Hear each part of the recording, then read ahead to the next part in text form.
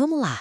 O que de fato compõe uma planta? E mais importante, como é que o entendimento dessa composição pode simplesmente revolucionar a agricultura?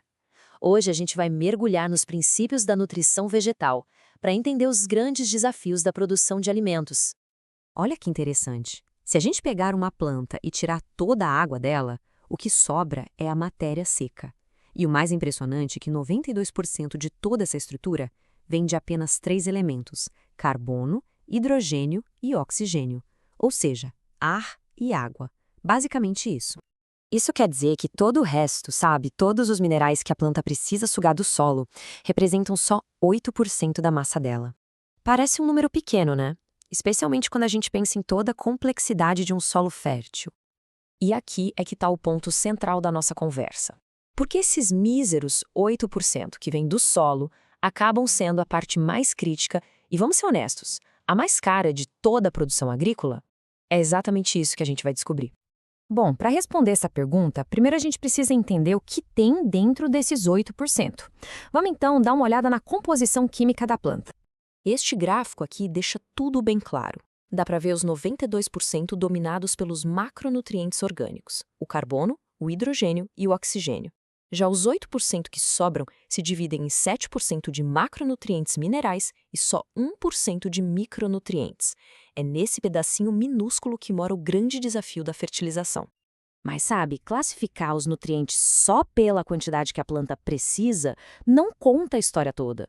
Hoje, a ciência nos dá uma visão muito mais interessante, baseada na função, no papel bioquímico de cada um deles. Então, o pulo do gato é essa mudança de perspectiva. A abordagem tradicional foca em quanto a planta precisa. Já a abordagem moderna, que foi proposta por Mengele e Kirby, pergunta para que a planta precisa.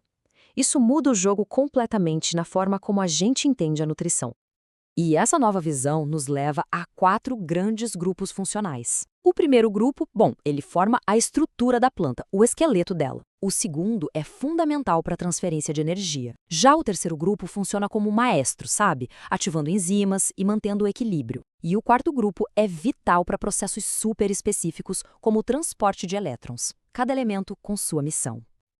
Ok, entender o que as plantas precisam é só o começo. O próximo passo é sacar quando elas precisam. Porque a absorção de nutrientes não é uma linha reta, não. É um processo super dinâmico. A palavra-chave aqui é taxa de absorção. Basicamente, é a velocidade com que a planta bebe os nutrientes do solo. E essa velocidade, ela muda radicalmente durante a vida da planta. Uma plantinha jovem tem necessidades totalmente diferentes de uma planta já madura, quase na hora da colheita. E esse padrão de absorção segue um modelo bem conhecido, a tal da curva sigmoide. Funciona assim: começa devagar, com um consumo baixo de nutrientes. De repente, entra numa fase de crescimento acelerado, quase uma linha reta para cima, onde a demanda explode. E por fim, na maturação, a absorção desacelera e se estabiliza. Conhecer essa curva é simplesmente crucial para a agricultura de precisão. Então, o grande segredo da eficiência é esse: sincronizar a aplicação de fertilizantes com o pico de fome da planta. Se aplica antes, é desperdício. Se aplica depois, a planta já passou aperto, já sentiu falta de nutriente e isso limita o potencial produtivo dela. Não tem volta. Só que todo esse acúmulo de nutrientes nos leva a uma consequência que é inevitável quando chega a colheita. Os nutrientes não ficam lá no campo, eles vão embora junto com os grãos, num processo que a gente chama de exportação de nutrientes. E os números que a gente vê nessa tabela são de cair o queixo. Uma única colheita de soja, por exemplo, tira do solo 152 quilos de nitrogênio por hectare, só nos grãos. A cana-de-açúcar leva embora 90 quilos de nitrogênio e 65 de potássio. Isso é uma exportação gigantesca de fertilidade do solo, safra após safra.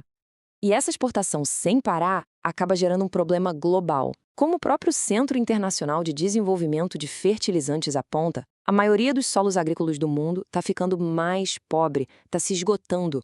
No fundo, é como se a gente estivesse minerando a fertilidade do solo para poder produzir comida. Diante desse cenário de esgotamento, a ciência agrícola corre atrás de uma solução na fronteira da eficiência, buscando desenvolver plantas que consigam fazer mais com menos. Pega o trigo como exemplo. Imagine 2 híbridos. Os 2 absorvem a mesmíssima quantidade de nitrogênio, 90 quilos por hectare. Só que o híbrido B consegue transformar esse mesmo nitrogênio em 40% mais grãos. Ele não absorveu mais, ele usou o que absorveu de uma forma muito mais inteligente. Isso, na prática, é eficiência agronômica. A métrica que se usa para medir isso é o índice de colheita. É basicamente a proporção entre o que a gente colhe de fato, os grãos, por exemplo, e a massa total da planta. Aumentar esse índice é um dos maiores objetivos do melhoramento genético hoje em dia. Ou seja, a grande tendência para o futuro da agricultura é essa: selecionar plantas que coloquem sua energia na produção de grãos e não tanto em produzir folhas e caules. O objetivo não é mais ter a planta maior, mais cheia, mas sim a planta que entrega o máximo de produto com os recursos que ela tem. Isso tudo nos deixa com uma pergunta final para a gente pensar, né? Será que o melhoramento genético, essa busca por eficiência, consegue correr mais rápido que a realidade do esgotamento dos solos no mundo? É uma verdadeira corrida entre a inovação e a limitação de recursos, e o resultado dela vai definir o futuro da nossa alimentação.